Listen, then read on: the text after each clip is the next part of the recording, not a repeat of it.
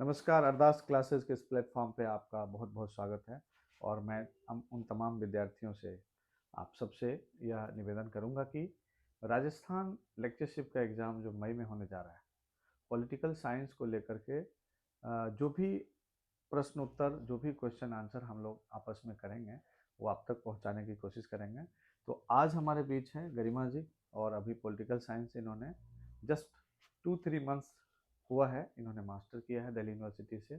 और अरदास से चूँकि लास्ट 1.5 ईयर से ये जुड़ी हुई हैं, और इन्होंने नेट क्वालिफाई किया यहाँ से पिछले साल।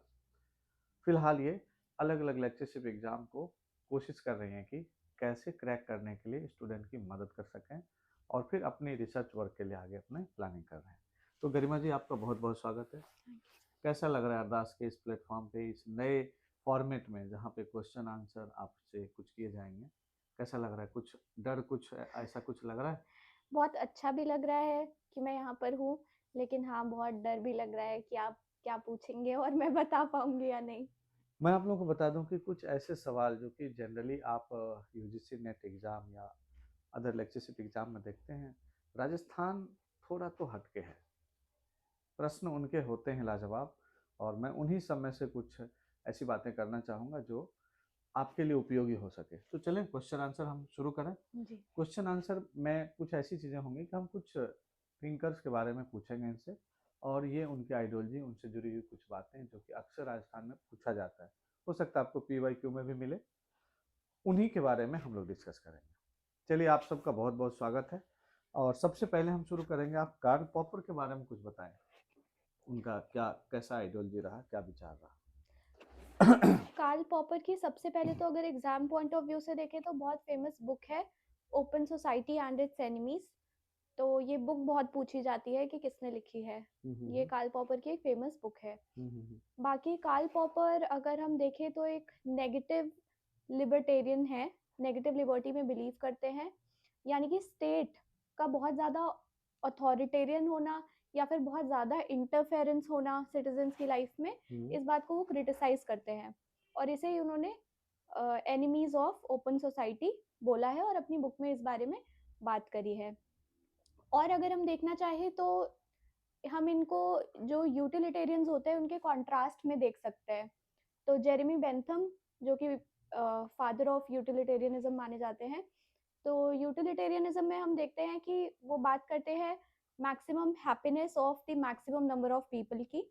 तो कार्ल पॉपर उनके कॉन्ट्रास्ट में एक नेगेटिव यूटिलिटेरियन के रूप में ये बात अपनी रखते हैं कि स्टेट को इस बारे में बहुत ज़्यादा इंटरफेयर नहीं करना चाहिए कि maximum happiness of maximum number के लिए, रादर बहुत कम रोल होना चाहिए, आप इक्वल अपॉर्चुनिटीज प्रोवाइड करिए और उसके बाद सिटीजन्स अपने आप उतने सेंसिबल हैं कि उस अपॉर्चुनिटी को ग्रैब करके वो अपनी हैप्पीनेस को जैसे भी अटेन कर सकते हैं। तो ये नेगेटिव लिबर्टी का एक पॉइंट ऑफ व्यू देखने मिलता है कार्ल पॉपर का। अच्छा, आपने कुछ नाम ऐसे भी होते हैं, जैसे माइकल वॉल्जर है, जी। काफ़ी राजस्थान में चर्चा में रहते हैं ये हाँ जी, हाँ जी। एग्ज़ाम में। उसके बारे में कुछ थोड़ा सा बताएं। माइकल वॉल्जर की अगर हम बात करें तो माइकल वॉल्जर का फेमस अगर कॉन्सेप्ट मैं कहूँ एग्जाम में आता है, वो है कॉम्प्लेक्स इक्वालिटी का। और दूसरा इनका बहुत फेमस बुक है स्फीयर ऑफ जस्टिस। हम्म। तो ये माइकल वॉल्जर का पूछा जाता है बहुत बार।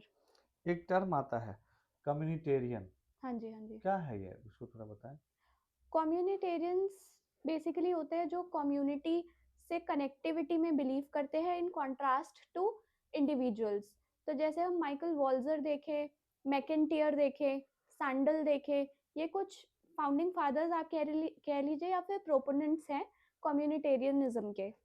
तो ये इस तरीके से अपना थॉट रखते हैं कि मतलब एक कम्युनिटी का क्या रोल होता है, और लिबर्टेरियंस जो होते हैं वो बिल्कुल इंडिविजुअल्स की बात करते हैं, इस तरीके से इस हद तक इंडिविजुअलिटी की बात करते हैं कि वो बिल्कुल डिस्कनेक्ट होता चला जाता है सोसाइटी से। तो जैसे कि अगर हम यहाँ पे बात करेंगे तो सीबी मैकफर्सन का एक कॉन्सेप्ट है पोजेसिव इंडिविजुअलिज्म का, तो उसको हम रिलेट कर सकते हैं। वो भी लिबर्टी को इसी ग्राउंड पे क्रिटिसाइज करते हैं कि एक इंडिविजुअल जो है लिबर्टी की बात करता करता इतना ज़्यादा इंडिविजुअलिटी में कह लीजिए एंगेज हो जाता है कि वो एक पोजेसिव इंडिविजुअल बन जाता है कि हर चीज़ किस तरीके से अटेन कर ले। सेल्फिश ह्यूमन बीइंग हो जाता है, कितना ज़्यादा वो पोजेस कर सकता है। और ऐसी सिचुएशन में सोसाइटी का वेलफेयर क्या होगा, इनइक्वालिटीज़ कितनी बढ़ जाएंगी, ऐसी बातों को इग्नोर कर दिया जाता है। हम्म। अच्छा, एक स्कॉलर सुसान मोलर ओकैन करके वो भी हाँ थे, जी, हाँ जी, हैं? Suzanne Moller rocking. ये उनका भी बच्चों ने कई बार पूछा है जी, जी। अक्सर कि सर कुछ बताएं, तो आप क्या कहेंगे उन्हें? तो सूज़न मॉलर रॉकिन की अगर मैं बात करूँ तो ये लीडिंग फिगर हैं फेमिनिज्म में देखा जाए तो। बाकी जो साइमन डी बावर हैं, सेकंड वेव ऑफ फेमिनिज्म में आती हैं, कैरोल पेटमैन हैं, ये सारे थिंकर्स हमें देखने मिलते हैं फेमिनिज्म के। तो उसी तरीके से सूज़न मॉलर रॉकिन जो है, वो रॉल्स के जो जस्टिस के प्रिंसिपल्स हैं, उनको क्रिटिसाइज़ करती हैं कि किस तरीके से रॉल्स ने एक वेल ऑफ इग्नोरेंस की बात करी है, प्रिंसिपल्स दे दिए हैं अपने जस्टिस के। लेकिन जो उन्होंने इग्नोर कर दिया है पॉइंट, वो ये है कि मॉलर रॉकिन क्लेम करती हैं कि उन्होंने फैमिली को उतना इम्पोर्टेंस नहीं दिया है जितना फैमिली रोल प्ले करती है। तो इसलिए सूजन मॉलर रॉकिन का एक फेमस बुक भी है जिसका नाम है gender, justice and family. Okay. एक आता है जोसेफ स्कैम्पलर, हाँ जी, हाँ जी, शुम्पेटर। है ना? हम्म। शुम्टर क्या है वो? जोसेफ शुम्पेटर की अगर हम बात करें तो मैं यहाँ पे मिस आउट कर रही हूँ थोड़ा सा। अच्छा, भी ध्यान नहीं आ रहा। हाँ जी, अच्छा, कई बार हॉब्स के बारे में भी पूछा गया है, हाँ जी, हाँ जी। क्या आप क्या बताना चाहेंगे हॉब्स पे? हॉब्स के लिए अगर पूछा जाता है, एक तो Hobbes father of negative liberty माने जाते हैं। तो हॉब्स का आइडियोलॉजी जब हम देखते हैं, लेवाइथन बहुत फेमस बुक है उनका। तो जब हम ये सब देखते हैं तो हमको देख के ऐसा लगता है कि वो एक बहुत ही स्ट्रिक्ट मोनार्क की बात कर रहे हैं, अथॉरिटेरियन रूल की बात कर रहे हैं जिसकी पावर डिवाइडेड नहीं हो। लेकिन जब हम हॉब्स को डीपली स्टडी करते हैं तो हमें पता चलता है कि किस तरीके से वो, उनका स्टार्टिंग पॉइंट ही होता है कि इंडिविजुअल लिबर्टी को कैसे सिक्योर किया जाए। और जितने भी क्लासिकल लिबर्टेरियंस रहे हैं, वो नेगेटिव लिबर्टी की ही बात करते थे। पॉजिटिव लिबर्टी की हमें सेकेंड वेव बाद में देखने मिलती है। तो फादर ऑफ नेगेटिव लिबर्टी अगर हम बात करें तो हॉब्स है, और फिर इनके बहुत सारे फेमस बुक्स भी हैं जैसे कि लेवाइथन। अच्छा, आप बताएं, एक जोसेफ बेसेंट है। हाँ जी, हाँ जी। जोसेफ बेसीट का आरपीएससी के एग्जाम में पूछा जाता है। इन्होंने एक बहुत ही फेमस टर्म जो है वो कॉइन करा था, जो कि है डेलिब्रेटिव डेमोक्रेसी। तो डेलिब्रेटिव डेमोक्रेसी की बहुत बार बात करी जाती है और थिंकर्स का नाम आता है, बट राजस्थान के एक प्रीवियस ईयर पेपर में ये यूनिक क्वेश्चन देखने मिला, जो कि बहुत इंटरेस्टिंग भी है कि टर्म किसने कॉइन करा है डेलिब्रेटिव डेमोक्रेसी का। तो हम देखते हैं कि बेसीट डेलिब्रेटिव डेमोक्रेसी वर्ड यूज करते हैं अपनी बुक में, और साथ ही साथ ये बताते हैं इसको डिस्क्राइब करते हुए कि डेलिब्रेटिव डेमोक्रेसी एक ऐसी डेमोक्रेसी नहीं है जिसमें सब आ रहे हैं और डिस्कस कर रहे हैं, जैसा कि हम जनरली डेलिब्रेटिव डेमोक्रेसी का मीनिंग इंटरप्रेट करते हैं। बट ये बोलते हैं कि डेलिब्रेटिव डेमोक्रेसी एक ऐसी डेमोक्रेसी है जिसमें सब आ रहे हैं, ऐसा नहीं है कि डिस्कशन में सिर्फ अपने पॉइंट ऑफ व्यूज रख रहे हैं, रादर वो एक गुड लिसनर्स भी हैं और सुन भी रहे हैं।